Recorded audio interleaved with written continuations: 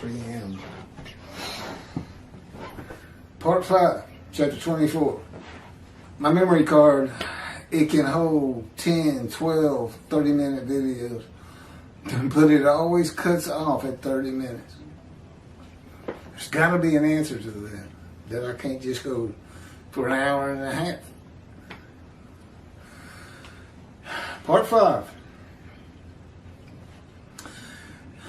of chapter 24 of the book, God dictated to me as he dictated the Torah to Moses, as believed by the Orthodox Jews of Judaism, and actually had the entirety of the book written for them, for his chosen. Had every prophet write his book. The Spirit lit upon Isaiah, and God was in his spirit, and then Isaiah could hear God speak. Then he could hear God speak. That's in the book of Ezekiel. And he did it with every prophet. He said, write this down. And also I need these, I need another few books for the writings, Chronicles, etc. King David probably wrote every one. Well, yeah, he definitely had the Spirit of God in him. And God's in his spirit. You can find it. And it's in these videos. It's in this book. Probably wrote the 3 books he's in. I think it's Samuel's 1 and 2 and Kings 1. I think he dies right off the bat in Kings 1.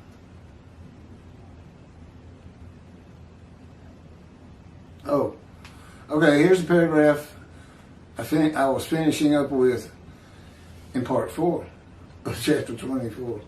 Isaiah 53 was written with the knowledge of God that the Gentiles would take the book of the children of the book and call it their own. That they would do it based on the animal sacrificial atonement worship laws of the Torah. The whole forgiveness of sin things. That's not where I... Okay.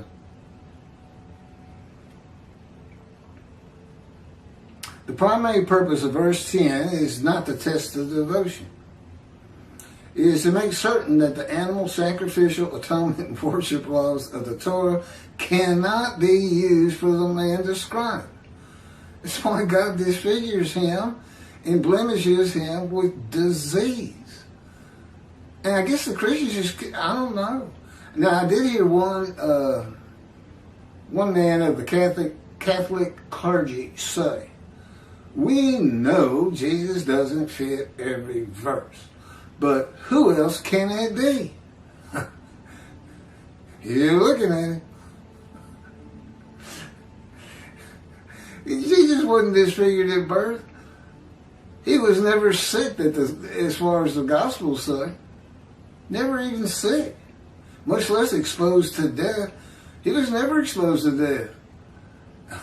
He died. That's not exposure. That's not getting close to, but it doesn't happen. That's exposure.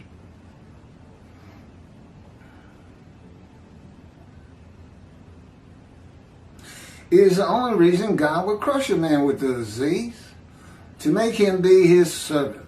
You cannot offer an animal with defect. An animal is blemished, so God blemishes the man. No man would refuse God, and God does not need a man's permission to make him a servant. He is God. In the book of Ezekiel, God sees him. He said, Ezekiel said, and I went in the bitterness and the fury of my spirit in the hand of God. Well, you figure things are going good for you if you're in the hand of God.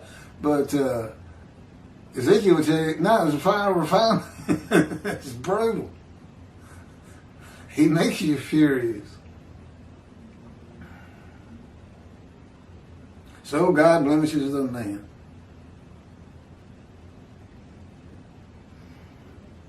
In the book of Ezekiel, God seized him and made him suitable for the purpose of being a prophet to the Assyrian Babylon exile in God's fire of refinement. That won't work. No, we're going to stop there. That's the end of chapter 24. How come we don't have a commentary on their 53:10 commentary? You think we covered it all?